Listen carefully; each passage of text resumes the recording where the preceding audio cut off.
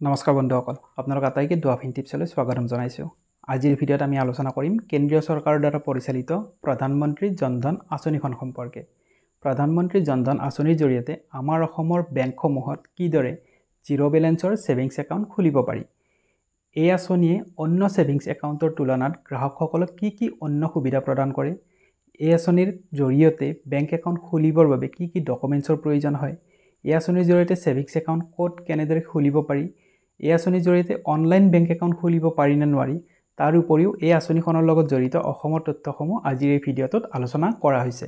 তো আশা কৰোঁ আপোনালোকে স্কিপ নকৰাকৈ ভিডিঅ'টো শেষলৈকে চাব। যদি ভিডিঅ'টো আপোনালোকৰ বাবে প্ৰয়োজনীয় যেন লাগে ভিডিঅ'টো লাইক কৰিব, শ্বেয়াৰ কৰিব আৰু অনুগ্ৰহ কৰি আমাৰ চেনেলটো ছাবস্ক্ৰাইব কৰি ৰাখিব। তেন্তে বলক দেৰি নকৰি আৰম্ভ কৰোঁ আজিৰ এই ইম্পৰ্টেণ্ট ভিডিঅ'টো।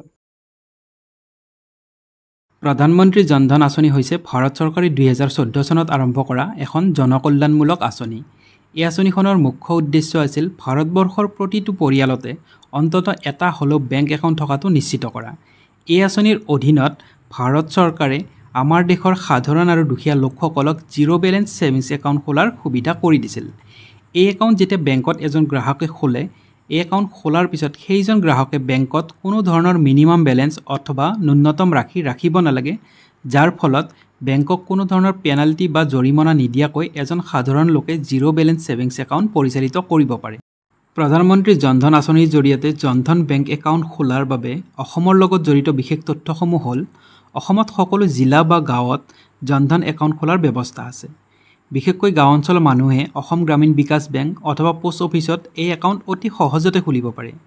অসম চৰকাৰে DBT ছাবচিডি যেনে Ujjwala gas subsidy, scholarship, pension ইত্যাদি জনধন একাউণ্টত পোনপটীয়াকৈ জমা কৰে। প্ৰধানমন্ত্ৰী জনধন আঁচনিৰ জৰিয়তে খোলা জনধন ছেভিংছ একাউণ্টসমূহক অন্য ছেভিংছ একাউণ্টৰ তুলনাত বেংক আৰু চৰকাৰে কিছুমান বিশেষ সুবিধা প্ৰদান কৰে।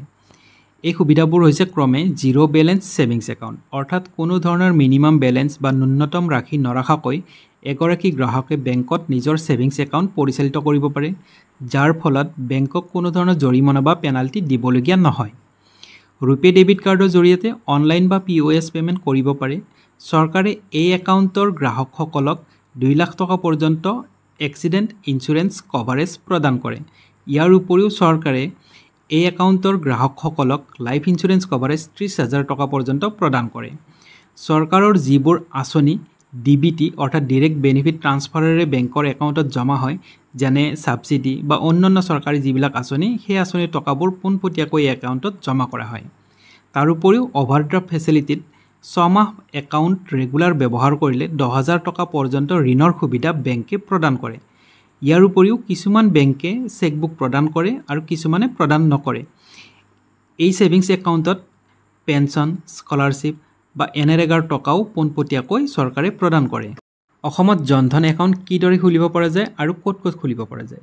অসমত জনধন একাউণ্ট খোলাৰ বাবে SBI, UCO bank, bank of Baroda, Punjab national bank, United bank of India আদি ৰাষ্ট্ৰীয়কৃত বেংক, তাৰ উপৰিও আঞ্চলিক ৰুৰেল বেংক যেনে অসম গ্ৰামীণ বিকাশ বেংক বা পোষ্ট অফিচ একাউণ্ট হিচাপেও জনধন একাউণ্ট খুলিব পাৰি। এতিয়া প্ৰশ্ন হয়, জনধন একাউণ্ট অসমত অনলাইন খুলিব পাৰি নেকি? ইয়াৰ উত্তৰ হৈছে অনলাইন খুলিব নোৱাৰি, কাৰণ ইয়াৰ বাবে KYC ভেৰিফিকেশ্যন আৰু ছিগনেচাৰ আৰু থাম্ব প্ৰিণ্টৰ প্ৰয়োজন হয়। তথাপিও online pre application form download কৰাৰ সুবিধা আছে। যদি আপুনি বিচাৰে তেনেহ'লে PMJDYৰ অফিচিয়েল পৰ্টেল pmjdy.gov.in পৰা বা আপুনি যিটো বেংকত বিচাৰে সেই বেংকৰ ৱেবছাইটত গৈ ফৰ্ম ডাউনলোড কৰিব পাৰে আৰু ফৰ্ম পূৰ কৰি প্ৰিণ্ট আউট লৈ আপুনি আপোনাৰ পচন্দনীয় বেংকত জমা কৰিব পাৰে আৰু একাউণ্ট এক্টিভ হোৱাৰ পিছত বেংকে আপোনাক পাছবুক আৰু ৰুপে কাৰ্ড প্ৰদান কৰে। ইয়াৰ অৰ্থটো হ'ল যে অনলাইন একাউণ্টটো খুলিব নোৱাৰি, কিন্তু ফৰ্ম অনলাইন ডাউনলোড কৰি অফলাইন জমা কৰি সহজে জনধন একাউণ্ট খুলিব পৰা সুবিধা আছে। বেংকত জনধন একাউণ্ট খোলাৰ বাবে আটাইতকৈ প্ৰয়োজনীয় ডকুমেণ্টছখন হৈছে আধাৰ কাৰ্ড, তাৰপিছত ভোটাৰ ID কাৰ্ড বা পেন কাৰ্ড বা driving licence card, 2 copy passport ছাইজৰ ফটো আৰু এড্ৰেছ প্ৰুফ হিচাপে ৰেচন কাৰ্ড, বিদ্যুতৰ বিল বা গাঁওবুঢ়াৰ প্ৰমাণপত্ৰ। এই বেংক একাউণ্ট খোলাৰ প্ৰচেছ হৈছে আপুনি আপোনাৰ ওচৰৰ যিকোনো বেংকৰ শাখালৈকে যাওক, তাত গৈ জনধন একাউণ্ট অপেনিং ফৰ্মখন লওক, সেইখন পূৰ কৰক আৰু প্ৰয়োজনীয় ডকুমেণ্টছ সেই ফৰ্মৰ লগত জমা কৰক। বেংকে আপোনাৰ KYC ভেৰিফিকেশ্যন হোৱাৰ পিছত আপোনাৰ একাউণ্ট খুলি দিব।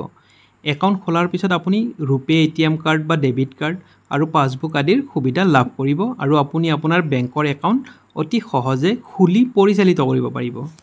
এই ভিডিঅ'টোৰ জৰিয়তে আপোনালোক প্ৰদান কৰা তথ্যসমূহৰ উৎসসমূহ হৈছে ক্ৰমে PMJDYৰ official portal, Ministry of Finance, Government of ইণ্ডিয়াৰ official portal, State Bank of ইণ্ডিয়াৰ অফিচিয়েল ৱেবছাইট আৰু অসম গ্ৰামীণ বিকাশ বেংকৰ অফিচিয়েল ৱেবছাইটৰ পৰা।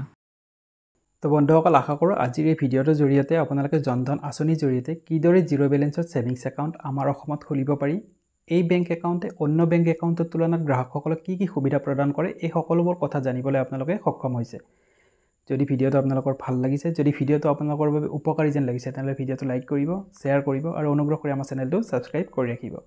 তেনেহ'লে লগ পাম পৰৱৰ্তী ভিডিঅ'ত। তেতিয়ালৈকে আপোনালোক আটাইকে জনাইছোঁ বিদায়।